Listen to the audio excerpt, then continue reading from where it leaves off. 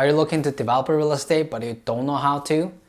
Welcome to this channel. Here you will find the videos that teach you how to invest in real estate. So in this video here, I showed you how to roughly estimate revenue and the cost to see if a project is going to be profitable when you're looking at a deal for a very basic analysis. Now, if you do have to tie up a development site before getting building permits, you actually won't be able to get a final construction cost number, because only after you get your building permits, your drawings are final and approved, you can now go to tender. So in this video, we'll talk about what you can do to assess the viability of a project. When you're designing a building, the construction costs will change based on that design.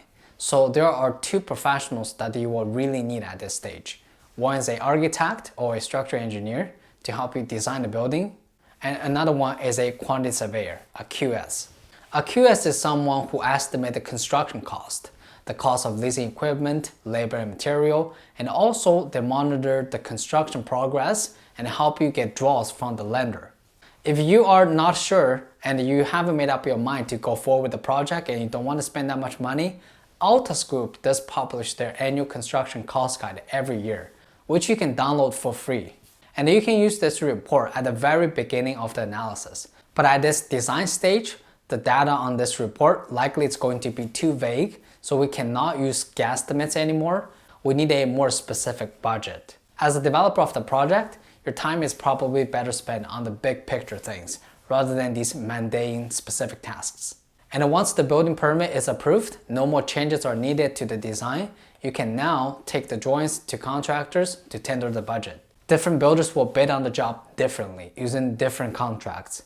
So for example, CCDC2 is a fixed price contract, so the cost is whatever the contract says. CCDC3 is a cost plus a fee, so that is the actual cost of the construction plus a fee payable to the builder. CCDC5 is a construction consultant contract where the construction company guides you, the owner, on which GC to hire, which subtrades to hire, and the financial transactions happen between the vendors and yourself, the owner. CCDC5B is where you use a construction management company to guide you and also manage the subtrades on your behalf. Financial transactions happen between you and the construction management company. So different contracts will lead to different total costs of the same project, and the total cost will produce a different feasibility result, and the construction loan will look different, as well as the money you need to bring in.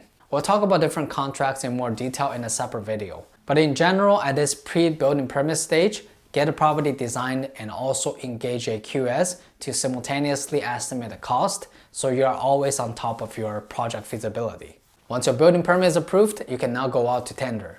At this point, you're going to have a very clear of the cost, a very clear idea of the end value, and you can fully assess the situation and see if you want to move forward with this project. Before getting the building permits, because you're not going to be able to find out the final cost, so ideally as a developer, you just want to control the development site because it's cheaper and less risky not to own the site. In this video here, I showed you a few strategies for you to control development sites with little or none of your own money. Check it out if that's of interest to you. That being said, if you're looking to learn how you can develop and own more real estate in more details, please check out my other videos here on this channel. We offer one-on-one consultations to people who want to own more real estate. If you would like to speak with me directly, please go to my website kailu.ca to book an appointment. As always, thank you very much for watching this video. Leave your questions or comments in the section below, subscribe to my channel, and I'll see you next time.